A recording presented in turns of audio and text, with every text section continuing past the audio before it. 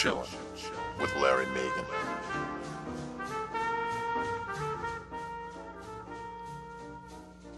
Well, hey, good evening. We're back chilling with Larry Megan on a Wednesday night. And, last week, if you were with us on Thursday night, I just put a quick little post on my Facebook page and said we're going to do a little test run. And we did a test run of about 50 minutes. And I used the X Factor as the topic for conversation, for the little test run, and talked about what Simon did to the girls category. He cut out 3 really good girls. Well, in any case, I don't know if you saw it last night, but last night was the first live show for the X Factor. And I was a little blown away by it, actually. I had no idea what to expect. And if you saw it too, you saw all the really big production numbers that they did. In some ways, I almost think it was a little bit too much, maybe a little overblown, but I guess they wanted to see these kids or see these contestants, really in their, the element that they're going to be in if they should become big stars someday or whatever it is. And in some ways, it was a good thing, too, because it kind of exposed, I think, some of the talent.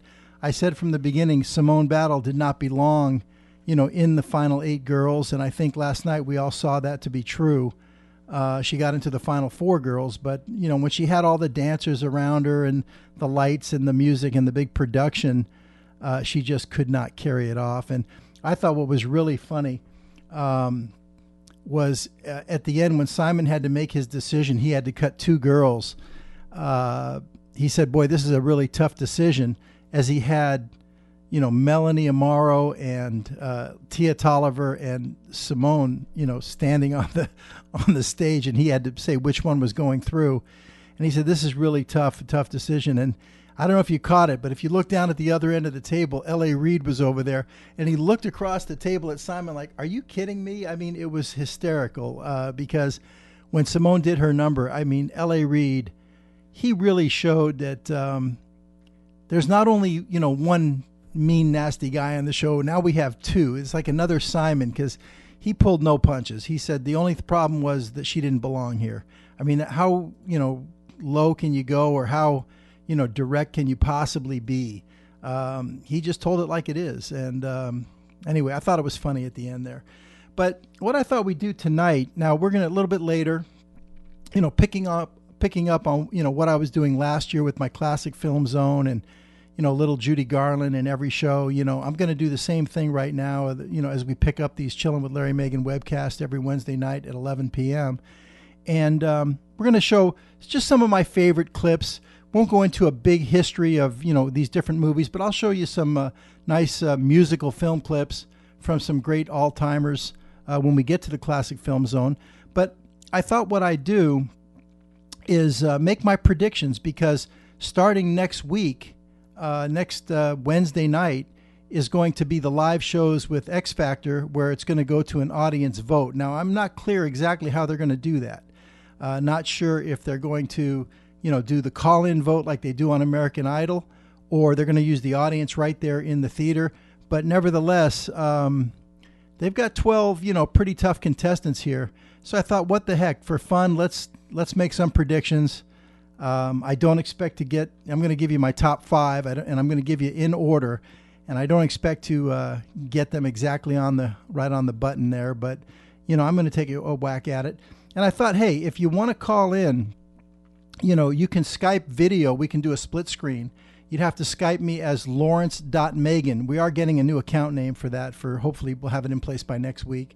But for now, if you want to Skype in, you can Skype Lawrence.Megan, Lawrence, and .Megan, Magen. And then also you can call in. And do we have that call-in number handy? It's a 310 number. I've got it. Hold on.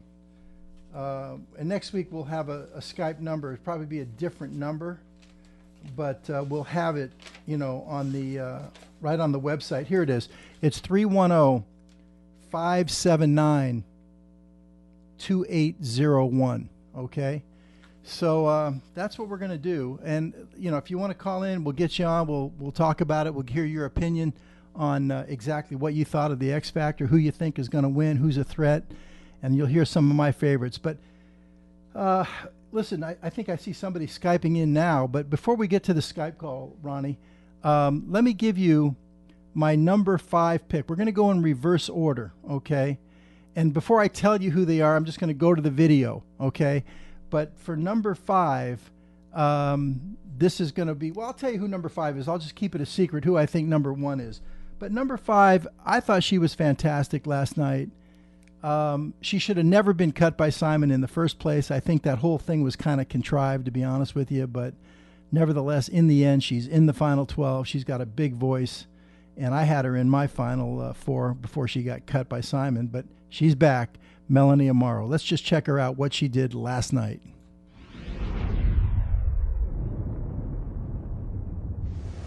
My last girl and the last performer of the evening, it's Melanie Amaro.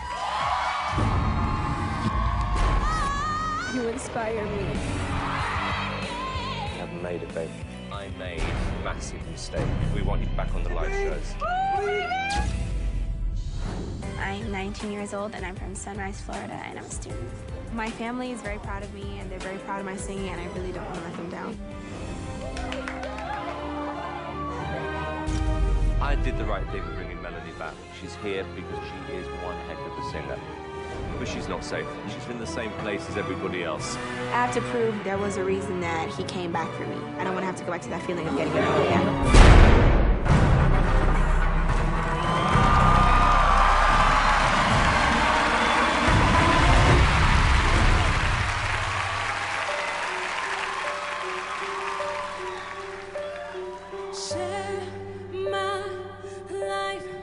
Take me forward, I am, 'cause I'll never change all my colors for you. I don't really need to look very much further, can't run from myself, there's nowhere to hide. Why don't make me close one more door? I don't wanna hurt anymore. Stay in my arms if you dare. I'ma stay and imagine you there. Don't walk away from me. I have nothing, nothing, nothing. Don't make me close one more door. I don't wanna hurt anymore. Stay in my arms if you dare. I'ma stay and imagine you there. Don't walk away from me. No, don't walk away from me. Don't you dare walk away from me. I have nothing, nothing, nothing if I don't have you.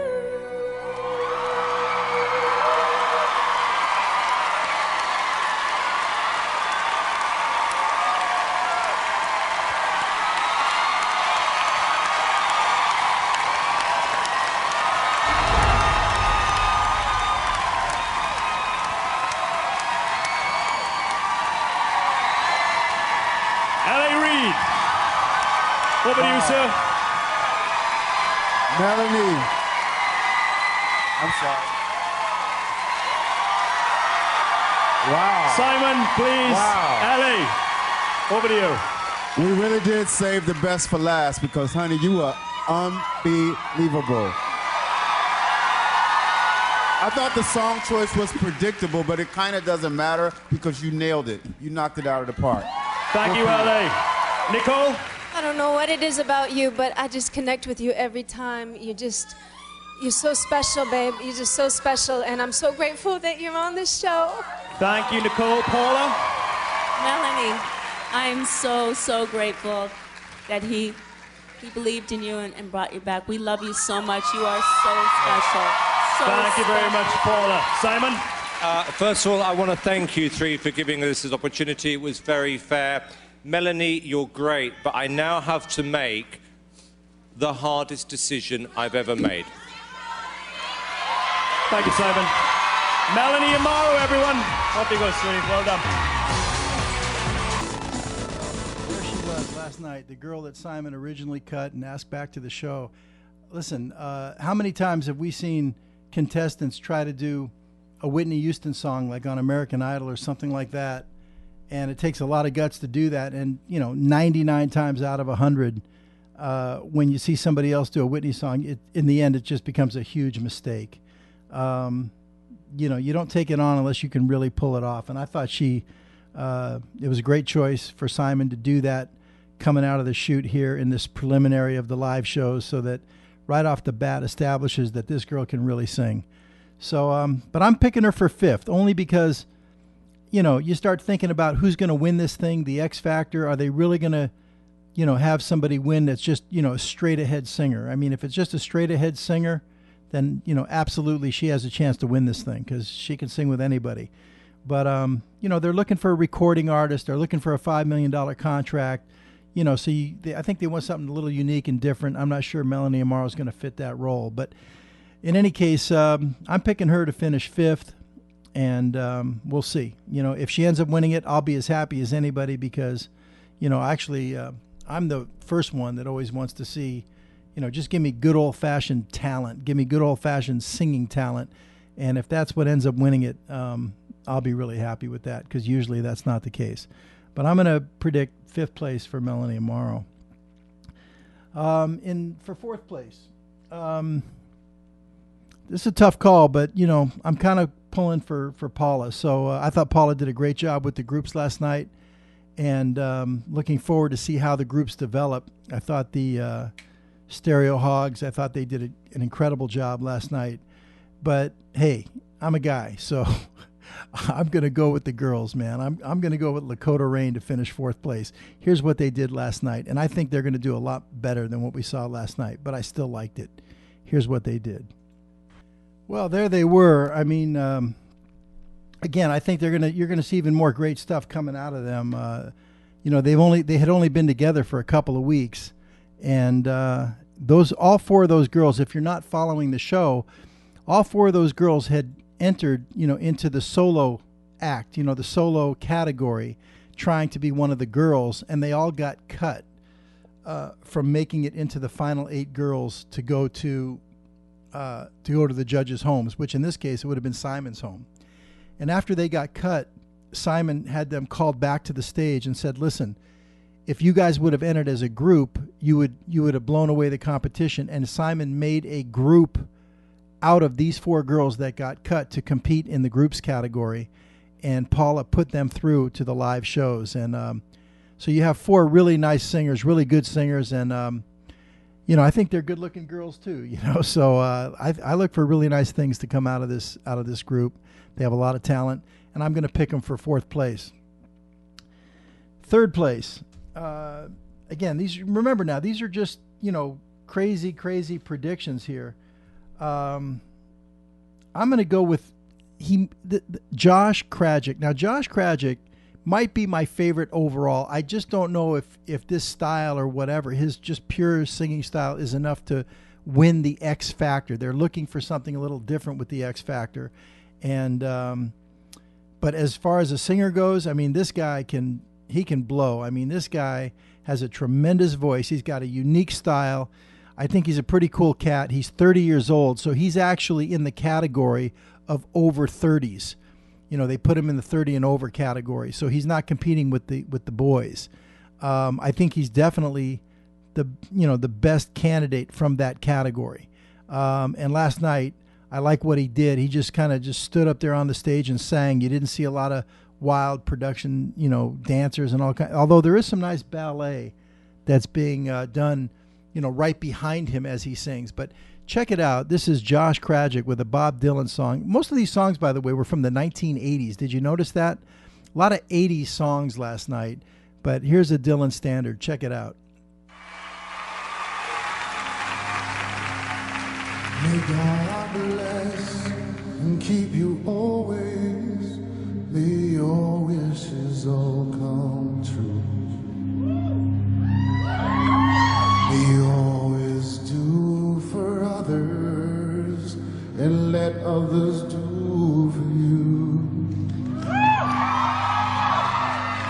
Build a ladder to the stars and climb on every run. And may you stay forever young. Forever young.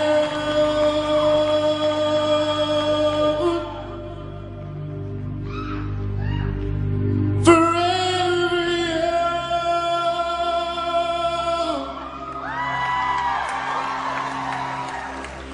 Forever young. Oh, forever young. Oh,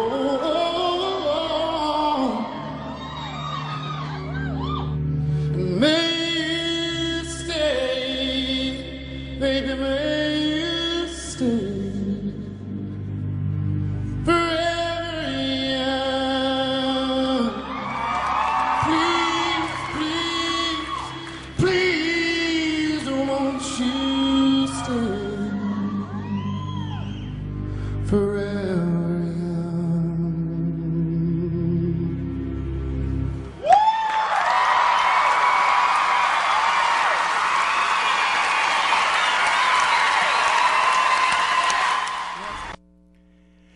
Well, if you hadn't seen Josh before, there was a good example of this guy's talent. Every time he sang, he's done that kind of a just incredible rendition of a song where he just really stirs you up, stirs your emotions.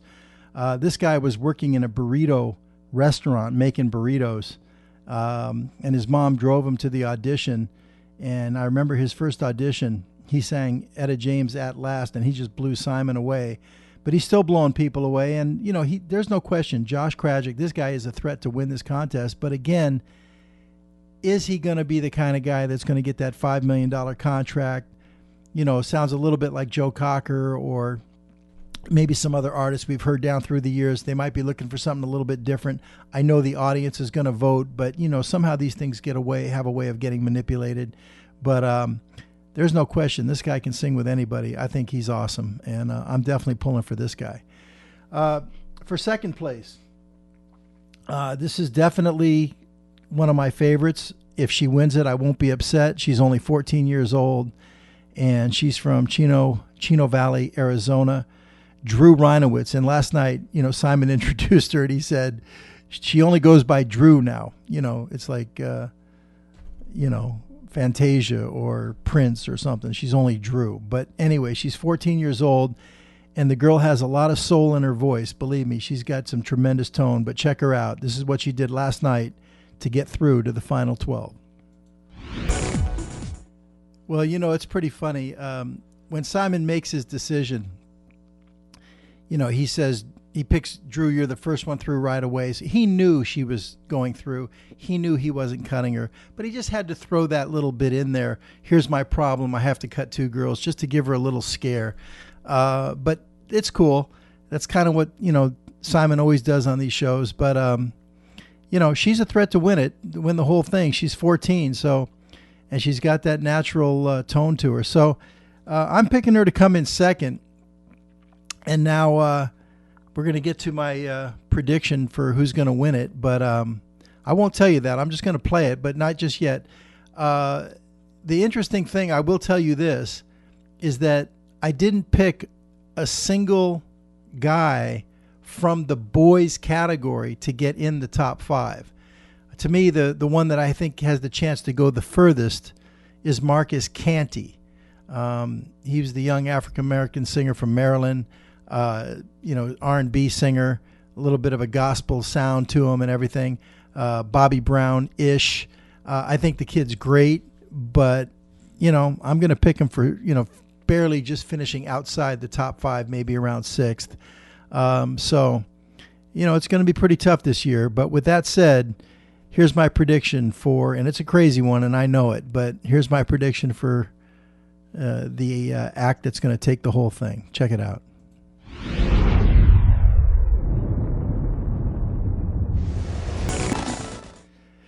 Well, you know, again, we're talking about a group that was, these kids were all cut Simon brought them back, and he made a group of 10 people out of all these kids that were cut. They're all teenagers, aging from age 12 to age 17. Not sure they can really pull this off and win the whole thing, but Paula deserves a lot of credit. She did an incredible job, choreographing, these kids. They can all sing. So, who knows? I said I was going to pull for Paula's groups, and so I figure why not? I'm going to predict that this group of Intensity is what they're calling themselves. I'm going to say they go ahead and win the whole thing. Now, having said that, we're leaving some pretty good talent out of the top 5 in my predictions, so I know I'm pretty crazy here. Marcus Canty out of the top 5. Rachel Crow seems to be a crowd favorite. I was not overly impressed with Rachel Crow last night. I think she can do better. She's that little 13-year-old. L.A. Reid made a reference to her saying that, you can be a movie star too, and I think that was a reference to kind of Shirley Temple, that she's Shirley Temple-esque. And I think that's what L.A. Reid was trying to tell her.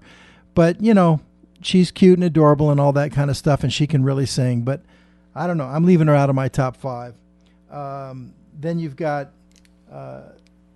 Chris Renee. Now, Chris Renee is the recovering drug addict or crack addict or whatever it was. But, I really like this kid. I think he's got a chance to get into the top 4 or 5 in this thing because he is very unique and he's very authentic.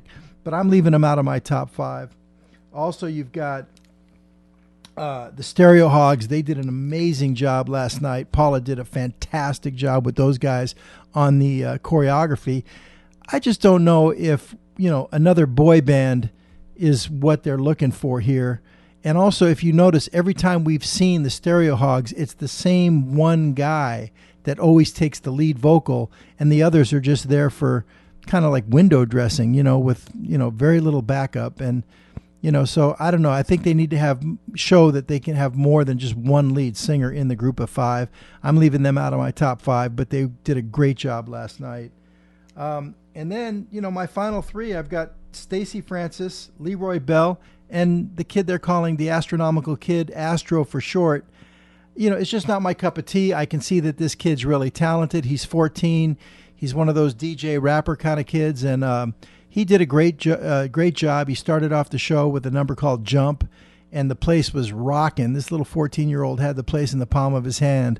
So you never know. I mean, I could end up looking foolish. I've got him finishing 12th, which is really the first one out in my predictions. He may end up winning the whole thing. So we'll see, what I know here. But if I'm making my picks, that's where I'm going with this. And, it's going to be interesting to see how this goes, how this plays out. All right, enough about the X Factor. We'll check in with it from week to week, see how the show is going, how it's shaping up.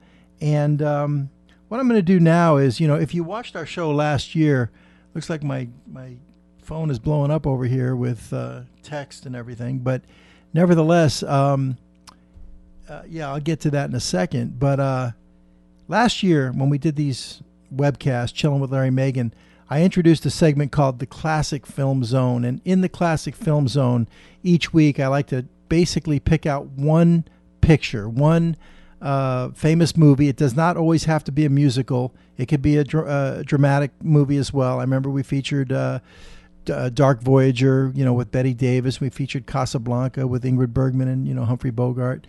And we'll do some dramas too, but I think you all get it by now. I really do like the musicals. I know it's an acquired taste. Not everybody gets into that, but I happen to like it. And so I'll usually pick out one film, and then from that film, we'll take a couple of scenes or a couple of musical numbers, and then we'll feature it, and we'll talk all about that particular film. We'll talk about the importance of that film and the rankings and some of the backstories and things like that. I don't have one film picked out tonight, but what I thought I would do is just take a look back from last year, the 17 webcasts that we did, at some of my favorite numbers that we featured from just a few movies. I'll try and show you a few right here. And with that said, let's go to the Classic Film Zone.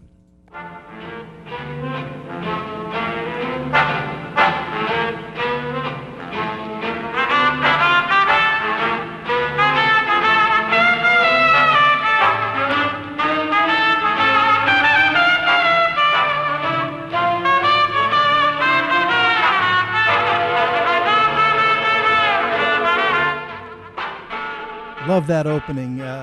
Opening was put together by that little intro by Anthony from the Zadalza studio. Hey guys, how y'all doing? And by the way, these webcasts are going to air in a rerun format on Zadalza.net. I'm still in touch with the guys, and they're helping me out with this. To get me up to speed, what I have to do this myself. I've got my engineer Ronnie over here helping me out. But in any case, Anthony did a nice job on that opening. One of my favorite numbers, or one of my favorite musical films, was from 1953, and it's called Gentlemen Prefer Blondes. And of course, it's starring Marilyn Monroe, and I'm a big Marilyn Monroe fan. I've got Marilyn, as we speak, right over my desk, next to Audrey Hepburn. I got Marilyn Monroe, and then I got the Rat Pack over here. But Marilyn is really just phenomenal. She not only is a great actress, but she's a great comedic actress. She's really funny. Great sense of timing on the comedic side. Also, a lot of people say she's not a great singer. I think she's an outstanding singer. I love to hear her sing, and let's face it, she's a sexy singer too. But in any case, in Gentlemen Prefer Blondes, the number that gets all the accolades, the number that gets, the iconic number that everybody remembers, one of the most important musical numbers of all time, is Diamonds Are a Girl's Best Friend. And I love that number, and I've got it queued up. In the, in the system here, but that's not the number I want to show you. One of my favorite numbers, and there's a couple other ones. This is a film that was directed by Howard Hawks, and it's got a lot of great musical numbers. But I like Bye Bye Baby, and that's the one I'm going to share with you. But Bye Bye Baby, the movie starts off, Lorelei Lee and Dorothy Shaw are a couple of showgirls.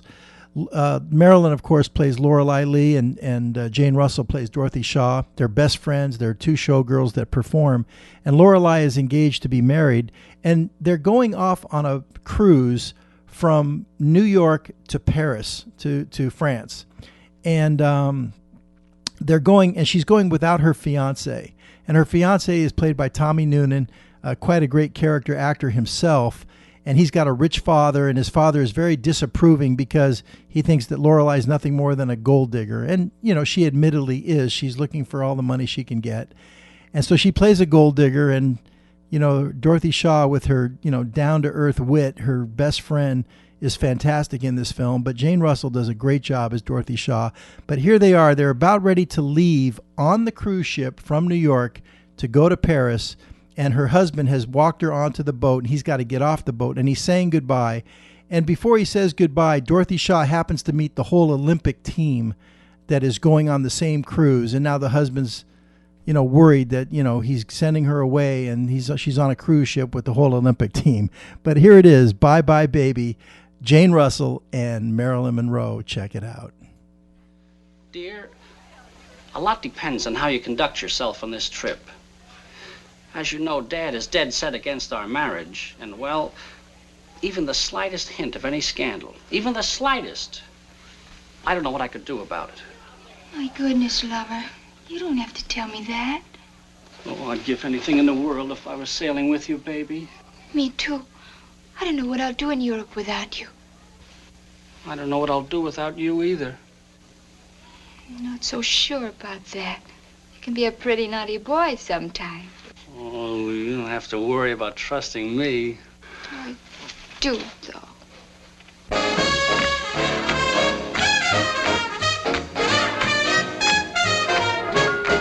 All visitors ashore.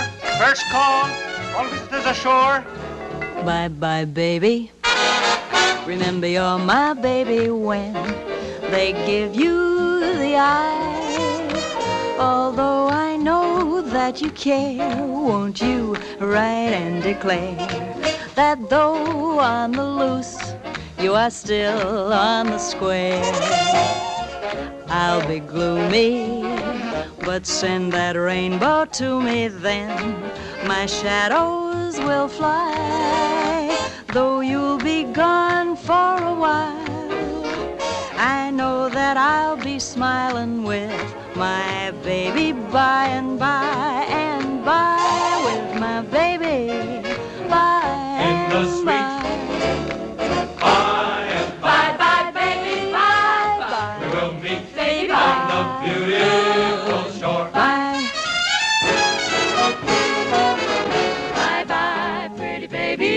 you better remember you're my baby when they give you the eye, my mind. Although I know that you care, won't you ride and declare? Declare that though on the loose, you are still staying on the square.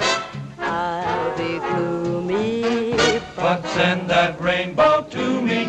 Then my shadow will fly. Though you'll be gone for a while, I know that I'll be smiling with my baby by and by. and by with my baby, by and by.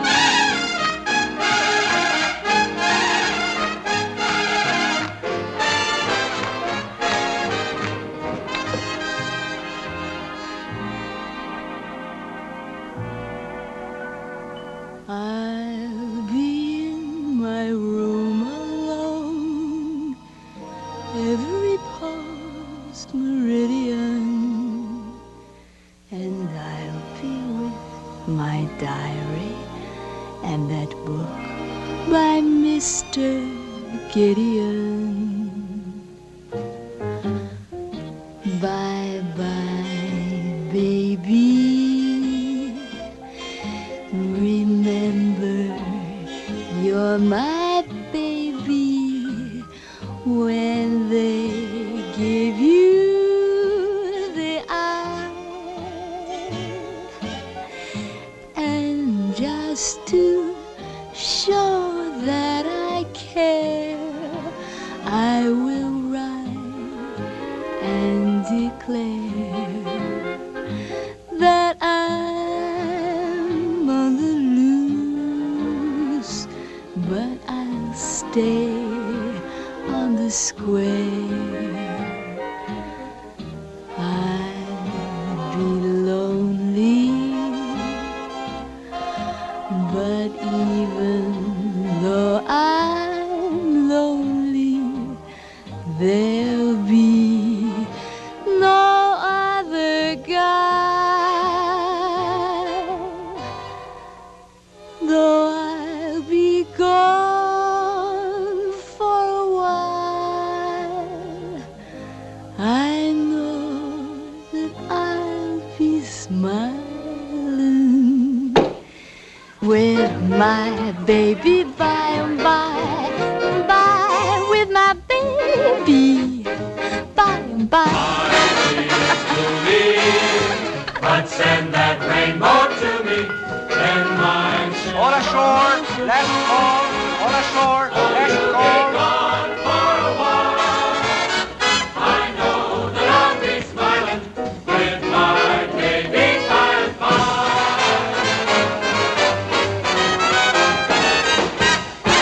Bye-bye, baby. Remember you're my baby when they give you the eye. Although I know that you care, won't you ride and declare That though on the loose, you are still on the square. I'll be loose, but send that rainbow to me, then my shadows will fly. Hey, you better go.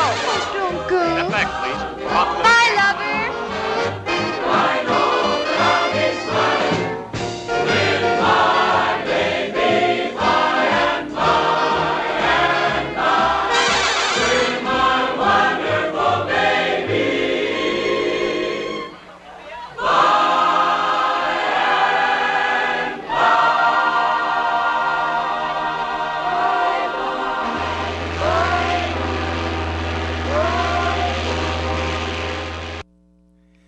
Yeah, man, I just love that movie. And, Jane Russell, I'll tell you, she's incredible.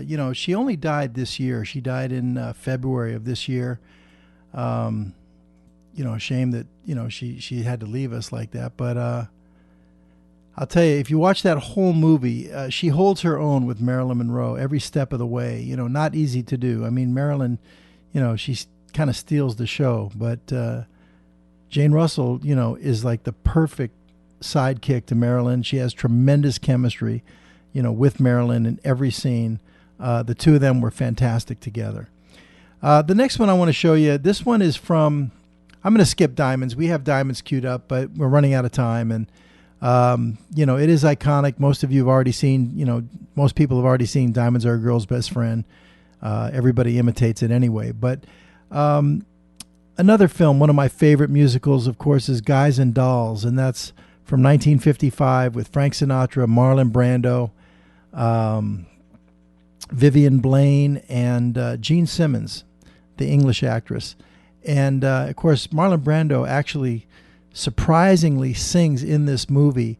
These songs were written by a gentleman by the name of Frank Loesser. And, of course, during the production of this movie, they called Frank Sinatra and Frank Loesser the dueling Franks because they were fighting all the time. Frank Loesser had a particular way of wanting the actors to sing his songs where they really project out like a Broadway play. And Sinatra is more of a crooner, and he likes to sing his way, and which is for mostly compatible with film, with where the microphone picks up everything. And so they fought all the time, and at one point Frank Loesser actually walked out and said, "I quit." But Samuel Goldwyn was a genius, and he was able to bring Frank Loesser back into the fold and get him back, and they got over their differences, but they still fought. And, of course, another thing that's well known about this movie is that Frank Sinatra wanted to play the lead role of Sky Masterson. Instead, he got, Nathan Detroit, which was still a big role. They actually increased the role for Sinatra. But the big song in that movie for the lead role, Sky Masterson, was Luck Be a Lady Tonight. And Brando, not the greatest singer, although I give him a lot of credit here. He did a tremendous job. You got to give the guy credit for even having the courage to go out there. Brando, back in the early 50s to mid-50s, I mean, everybody wanted Brando. Very intense, dramatic actor. And to his credit, he wanted to work on it, and he said he wanted to do his own singing, and he did. And he did a nice job with Luck Be a Lady, but that's not the number we're going to feature here. I've got a few of them queued up. We'll see what I'm going to show. I'll definitely show you Brando singing. We're going to go with I'll Know, and that's with Gene Simmons, and that's Brando. And this is kind of early on in the movie. The dilemma is that Sinatra, he plays Nathan Detroit. He's running crap games all over town, all over New York. They call him a floating crap game because as soon as the cops find out where he's got his crap game, he changes it to a different location. And he needs $1,000 to put on a crap game in the back of some guy's garage, and he doesn't have the cash. So he makes a bet with Sky Masterson, played by Marlon Brando, $1,000 that he cannot get Sarah Brown to go out on a date with him to dinner in Havana, Cuba. Sarah Brown runs the mission, so she's kind of a very straight, buttoned up, prudish lady, and Sky Masterson has to go in there and try to convince her to go to dinner with him. And he's not really getting anywhere, so finally he makes her a bet and makes her a business proposition that, if she'll go to dinner with him, although he didn't say where at first, that he would deliver 12, at least a dozen sinners for her failing mission. And so I cut out about the first 7 or 8 minutes on this clip where you see the dialogue between Brando and Gene Simmons, and it's great. It's great back and forth and everything. But I wanted to get to Brando singing. But this is that scene where he's convincing her, or trying to convince her, to go to dinner with him so he can win his $1,000 bet with Nathan Detroit. So let's check it out in Guys and Dolls, 1955, Marlon Brando and Gene Simmons. Well, of course, I only know the ones on the outskirts of society. What are the approaches like on the inskirts? All paid with honorable intentions? I wonder what he'll be like. Who? Oh, that upright, downright, forthright square with his close-shaved chin up, who right now somewhere is marching along the proper approach to proper you. What'll he be like? He will not be a gambler, for one thing. I can name better than you can the things he won't be, but what will he be? Or how will you know when he gets to you? Don't worry. I'll know. For I've imagined every bit of him, from his strong moral fiber to the wisdom in his head, to the homey aroma of his pie. You have wished yourself a small town Galahad, the breakfast eating 4-button tie. And I shall meet him when the time is ripe. I'll know when my love comes along. I won't take a chance, for he'll be just what I need. Not some fly-by-night Broadway romance. And you'll know at a glance by the 2 pair of pants. I'll know by his calm, steady voice, those feet on the ground. I'll know as I run to his arms that at last I've come home safe and sound. Until then I shall wait. Until then I'll be strong. For I'll know when my love comes along. Mine will come as a surprise to me. Mine, I leave to chance and chemistry. Chemistry? Yeah, chemistry. Suddenly I'll know when my love comes along.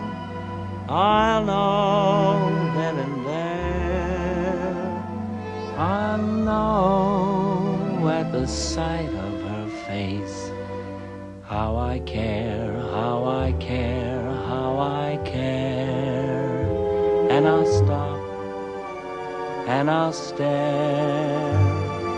and I'll know long before we can speak. I'll know in my heart, I'll know, and I won't ever ask, am I right? Am I wise? Am I smart? But I'll stop and I'll stare at that face in the throng. Yes, I'll know when my love comes along.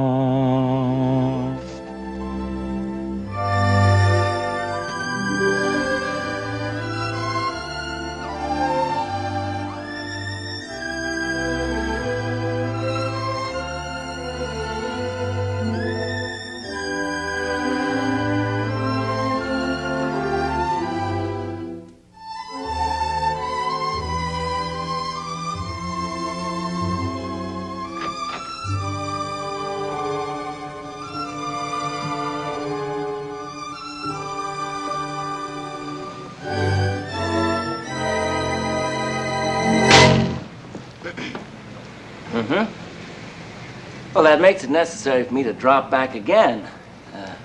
Matthew 5:39. Don't bother looking it up. It's the bit about the other cheek.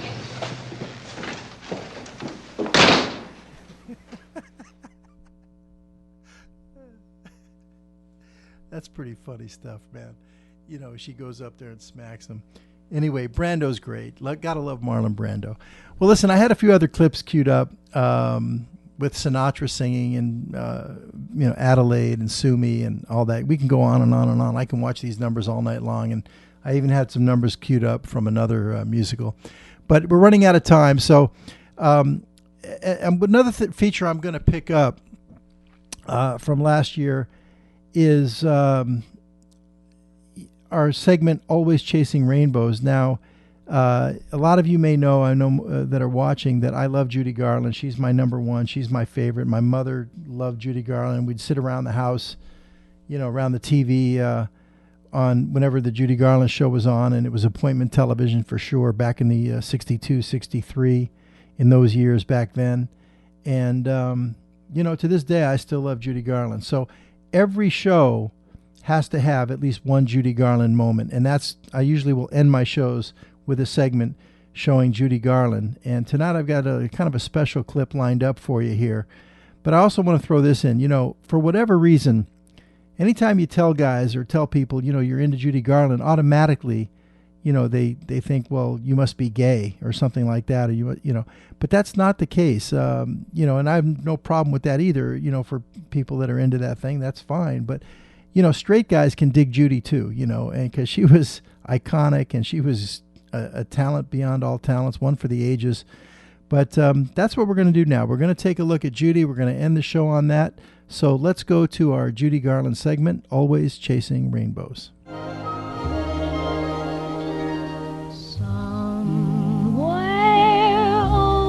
Over the rainbow, way up high.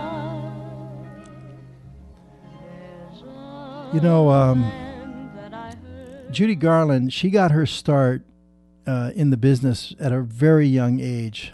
She was born in Minnesota, moved out to California in Lancaster at a very young age. She had two older sisters. She was the youngest. They were the Gum sisters. And her mother was a true stage mother. They actually owned theaters up here, a theater up in Minnesota, in Grand Rapids, Minnesota. And the girls would actually go out there on the stage and sing prior and do their vaudeville act prior to the showing of the movies. And when they moved to California for the father's job, the mother immediately got into trying to take the Gum sisters and Judy around to any talent scout that would listen. And at a very young age, MGM signed Judy Garland. And this was in the 1930s. And at that time, the movies were changing and music was changing. In the early days of the talking motion pictures, you saw a lot of opera music being used, that kind of singing. And Judy was, by definition, a swing singer. She sung kind of jazzy and swing, and she had that rhythm and beat. And they really weren't sure what to do with her, but they just thought she was too talented to let go, and they signed her. And they weren't sure where they were going to use her, and they put her into a film here and a film there. She was in Thoroughbreds Don't Cry in 1936, I believe it was, or 1937 with Mickey Rooney, and it had instant chemistry with Mickey Rooney. And in 1937, Clark Gable had a birthday party in the backyard of Louis B. Mayer, the owner of MGM, and all the big stars were there, of course, at this birthday party. For Clark Gable, he was their biggest star they had in their stable. Joan Crawford and everybody was there. And they had little Judy Garland, and at that time, Judy was 14, just going on 15. And Roger Edens at that time, he was the director of the music department for MGM. He was the musical director for MGM, and they worked up a special birthday gift number for Judy, little Judy, 14 years old, to sing to Clark Gable. I think it was his 40th birthday party. And it was You Made Me Love You, and they reworked the words for You Made Me Love You to Dear Mr. Gable. And she stood by the pool in front of all these incredible, talented big stars, actors and actresses and everybody in the business. And she sang Dear Mr. Gable, You Made Me Love You at the poolside. And, of course, everybody went crazy. It was the most cute, adorable thing. And Clark Gable, gave her a kiss and everything. And just ever since then, he befriended little Judy.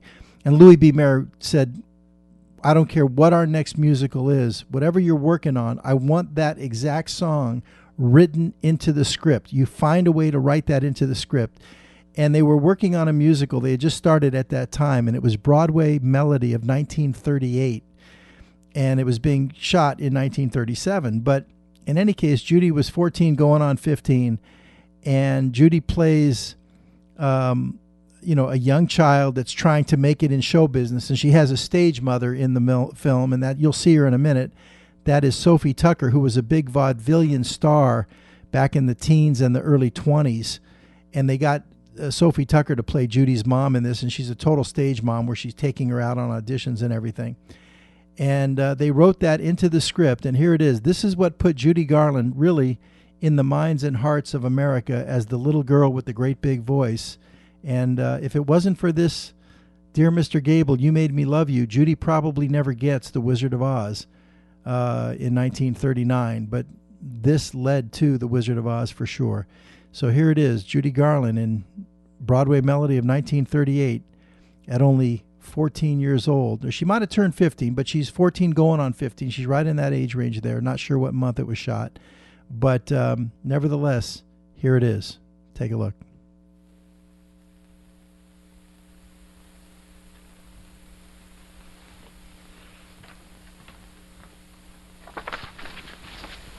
Betty, what have you got there? Nothing, Mom. Come on now, let me see it. Come on now, let me see it. Sincerely yours, Clark Gable. So you've been writing to the actors again, eh? Well, I'll put a stop to that. Oh, Ma, I paid $25 for that picture. First it was Donald Duck, and now it's Clark Gable you're crazy about. Now look here, young lady. You stop thinking about these moving picture actors and you go right to sleep. And mind you, no dreaming about them either.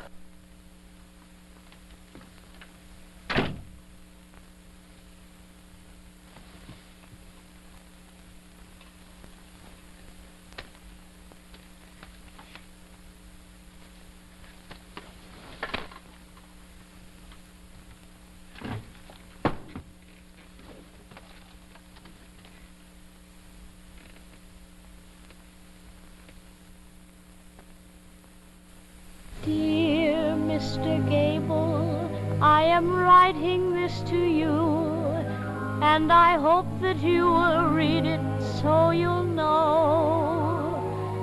My heart beats like a hammer, and I stutter and I stammer every time I see you at the picture show. I guess I'm just another fan of yours, and I thought I'd write and tell you so.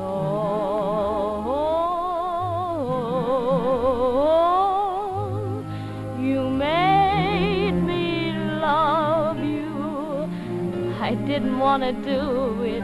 I didn't want to do it. You made me love you, and all the time you knew it. I guess you always knew it. You made me happy. Sometimes you made me glad. But there were times, sir, you made me feel so sad. You made me sigh, 'cause I didn't want to tell you, I didn't want to tell you. I think you're grand, that's true, yes I do, deed I do, you know I do. I must tell you what I'm feeling. The very mention of your name sends my heart reeling. You know you made me love you.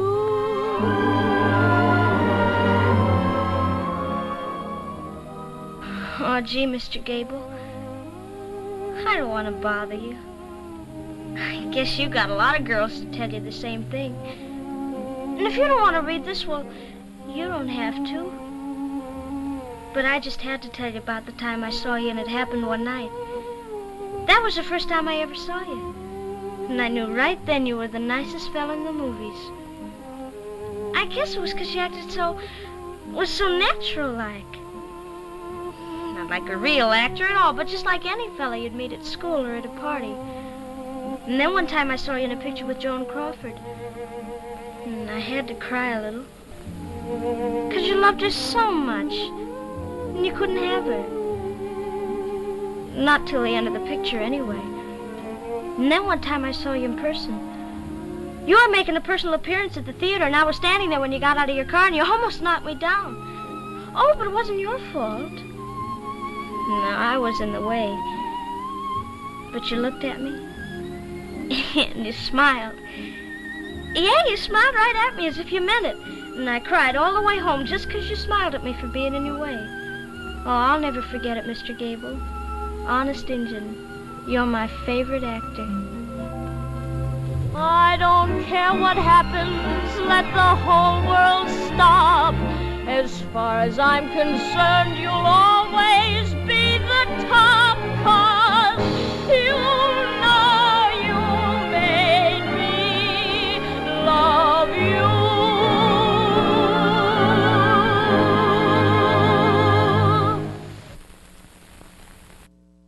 Wow. There it was, I know we showed that one last year, but, tonight was a little bit of a reflection going back to some of the stuff we did last year. And, maybe, the few of you out there that are supporting me tonight and watching the show, maybe you had never seen that before. But in any case, anytime you see, one of these moments from Judy's film career, as far as I'm concerned, it's always inspiring. It's inspiring to me anyway. But that's going to be it, man. That's going to be a wrap for tonight. Again, I'm going to check in with X Factor again next week, see how it's doing. Maybe we won't devote quite so much time to it next time. Maybe we'll just cover it for about 5 or 10 minutes. But in any case, as we go along here each week, I'm going to post it on Facebook. And maybe if you have any suggestions or any ideas about a movie you want to see featured, or an actor or actress you want to see featured, drop me a line on Facebook. PM me on Facebook or something like that, and we'll see if I can do it. I'll do it. I've got quite a collection. I've got just about everybody you can think of, and some pretty current guys too. Not everything's totally old. I've got a lot of Paul Newmans and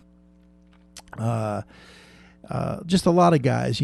So Clint Eastwood's. I got a lot of Clint Eastwood's. He's one of my favorites too. So if there's something out there you want to see, let me hear it. If I can work it in, then I'll do that. So until next time, remember, always keep following your dreams, keep pursuing those rainbows, never give up. Until next time, I'm Larry Megan. Peace, love, and all good things.